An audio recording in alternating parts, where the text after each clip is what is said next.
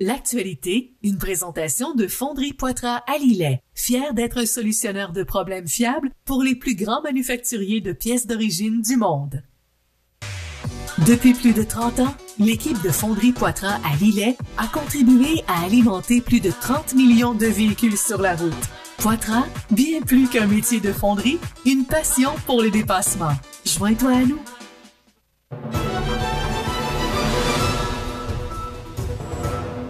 Alors, dans l'actualité de ce 16 octobre, les gens de la Côte-du-Sud bénéficieront d'un important coup de pouce puisqu'une somme de 1 million presque et demi de dollars sera investie dans les MRC de Kamouraska, Lillet et Montmagny pour appuyer 3 organismes partenaires du programme Créneau Carrefour Jeunesse. L'annonce a été faite par le député de Côte-du-Sud, Mathieu Rivet, au nom du ministre Samuel Poulin. Ce soutien s'inscrit dans un investissement provincial total de 55,5 millions de dollars sur 3 ans, destiné à soutenir les carrefours Jeunesse Emploi à travers le Québec. Donc, ce programme vise les jeunes de 15 à 35 ans et les accompagne dans leur transition vers la vie adulte, que ce soit la persévérance scolaire, le développement personnel et professionnel ou encore la participation à des projets de bénévolat, d'entrepreneuriat, et de volontariat.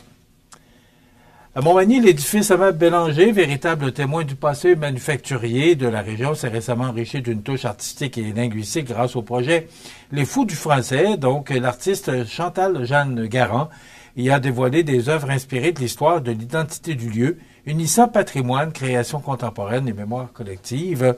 Donc, avant la séance des maires du 14 octobre dernier, le public a pu découvrir la première œuvre, une murale intitulée « Mémoire du passé, regard vers le futur », installée dans la salle à dîner du 2e étage.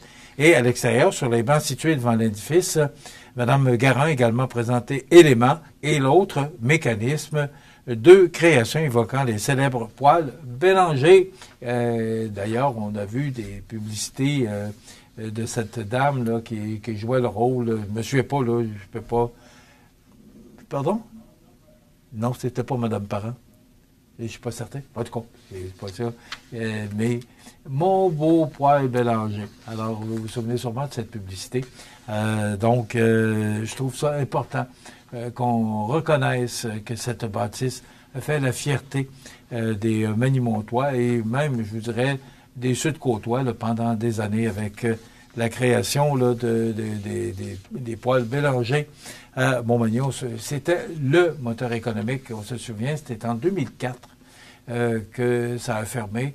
Ça a été extrêmement un coup difficile pour Montmagny. C'est tout près où 400 emplois là, qui ont été perdus. Mais depuis ce temps, je ne sais pas si vous avez remarqué, parce que Whirlpool ou Bélanger dans le temps, qui est devenu Admiral, qui a changé de nom et de propriétaire quelquefois, c'est Whirlpool qui a mis fin à ses activités là, en 2004. Et on croyait là, que la vie s'arrêtait, mais pourtant, quand on regarde aujourd'hui les belles entreprises qu'on a chez nous, les joyaux qu'on a, que ce soit, entre autres, là, Ressort Liberté, puis il y en a beaucoup d'entreprises dans notre région, Montel, je pourrais toutes vous les nommer, Maison La Prise. Alors, toutes ces belles entreprises, ça a permis à des petites et moyennes entreprises, parce que ce sont des PME, alors que Whirlpool était une GE, on appelle ça comme ça, GE, une grande entreprise.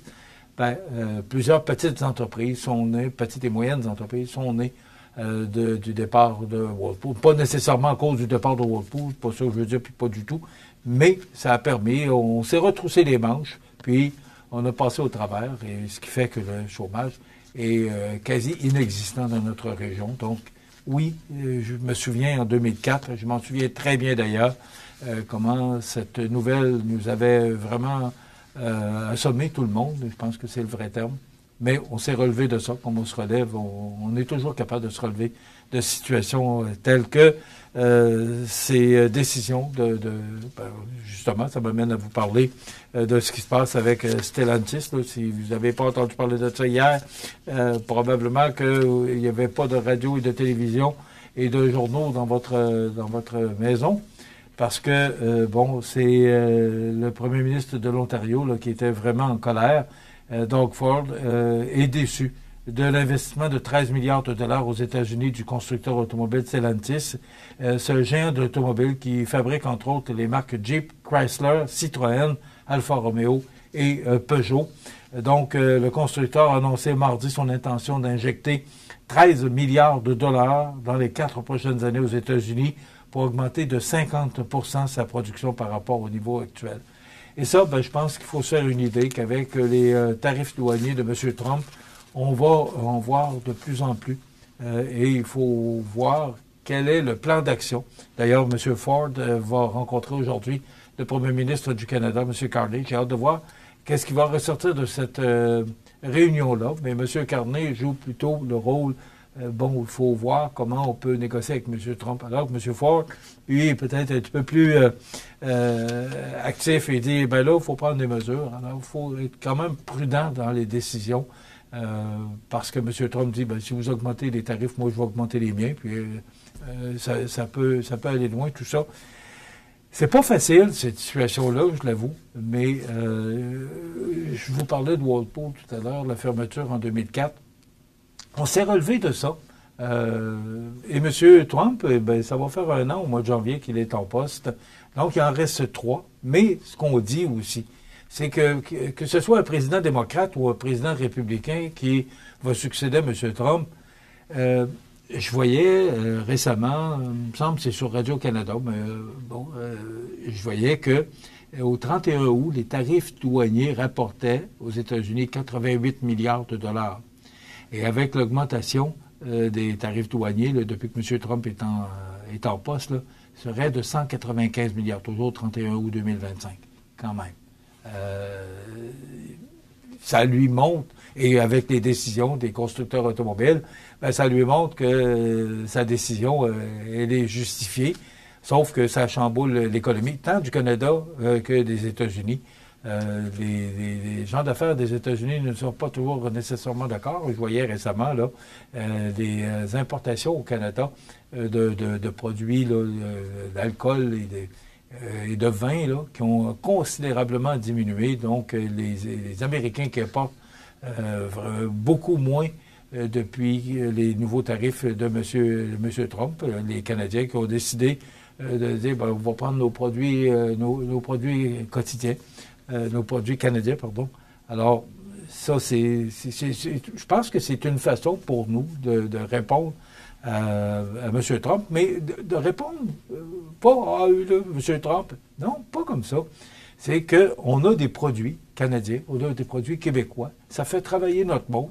Je pense que, vous savez, on parle toujours d'achat local, mais ça va au-delà de Montmagny puis de l'Îlet. Ça va à l'échelle provinciale et à l'échelle nationale et même internationale. Alors, on a des beaux produits chez nous, que ce soit dans Montmagny, l'Îlet, ou la Côte-du-Sud, ou la Rive-Sud, ou peu importe le Québec, le Canada, on a des beaux produits. C'est peut-être à nous, c'est peut-être un moyen de pression qui est logique et qui est respectueux. On dit, on va acheter nos produits avant d'acheter ceux des Américains. Alors, c'est notre façon à nous de démontrer à M. Trump qu'on n'est pas nécessairement d'accord avec ses décisions, mais lui, il est là pour gérer son pays et il le gère de la façon que lui le perçoit. Alors, il faut vivre avec ça et on n'a qu'à prendre les moyens pour se sortir de cette situation qui est, rappelons-le, pas facile, à Brampton, en Ontario, là où cette entreprise-là, parce qu'ils n'ont pas dit qu'ils fermaient. On dit qu'ils transféraient un véhicule, le Jeep Compass, qui sera construit, il me semble que c'est dans l'Illinois. Mais c'est 3000 emplois qui sont menacés. Sauf que les propriétaires de Stellantis ont dit on va trouver un autre modèle de voiture qu'on pourrait construire en Ontario. C'est pour ça qu'il faut faire attention pour M. Ford et M. Carney. Il ne faut pas aller trop vite, il faut voir toutes les possibilités, puis après ça, prendre action selon et prendre action dans le bon sens, dans le sens positif pour ne pas choquer M. Trump et les Américains. On vous en a parlé, on l'a reçu d'ailleurs sur nos ondes récemment, Mme Nancy Dubé, qui amorce la présentation de son programme électoral en dévoilant une première série de priorités axées sur le développement durable, économique et territorial. Donc, Mme Dubé qui nous a fait venir parvenir ce communiqué de presse hier. Aussi, la Journée internationale pour l'élimination de la pauvreté, c'est demain, c'est le 17, et justement, il y aura 2 activités dans le cadre de cette Journée internationale de la pauvreté. D'abord, c'est que vendredi le 17, demain, on aura la nuit des sans-abri, donc de la solidarité pour plus de dignité. Animation, micro ouvert, feu, témoignage, donc collecte solidaire, vêtements chauds et produits d'hygiène. Ça va se passer à la maison La Frontière, donc c'est au 5 rue Saint-Jean-Baptiste Est, de la nuit des sans-abri. C'est de 17h à 20h et samedi 18 octobre, votre comité local de la Marche mondiale des femmes vous invite à venir marcher avec nous. C'est la Jardilec qui organise cette rencontre, cette marche, et il y a un départ en autobus du Centre Femmes La Jardilec à 8h30 de Montmagny, à 9h avec autre point d'embarquement, direction de l'Assemblée nationale de Québec, retour de l'autobus vers 16h. Si ça vous tente, c'est 598-9677 pour vous inscrire. Il faut absolument être inscrit, car cette marche, là, si on veut remplir des autobus, il faut s'assurer que vous ayez votre place. Donc, si vous voulez vous inscrire à cette marche là, qui aura lieu à l'Assemblée nationale de Québec samedi, le 18 octobre, donc c'est le départ de Montmagny à 8h30, vous pouvez communiquer avec la Jardilec Centre Femmes au 598-9677. Déjà, le temps passe vite et je vous parlais de cette journée internationale qui aura lieu demain. C'est que personne n'est à l'abri de la pauvreté. C'est ce que nous dit Espace Finance. Une séparation, une perte d'emploi, une maladie ou simplement la hausse constante du coût de la vie peuvent bouleverser l'équilibre financier d'une personne ou d'une famille. Donc, on parle de pauvreté et c'est pour tout le monde, la pauvreté. Ça peut arriver à tout le monde. C'est ce qu'Espace Finance nous dit.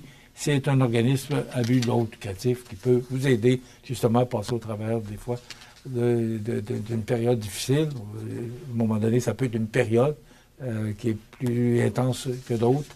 Donc, ces gens-là sont là pour vous aider. Demain, on reçoit Monsieur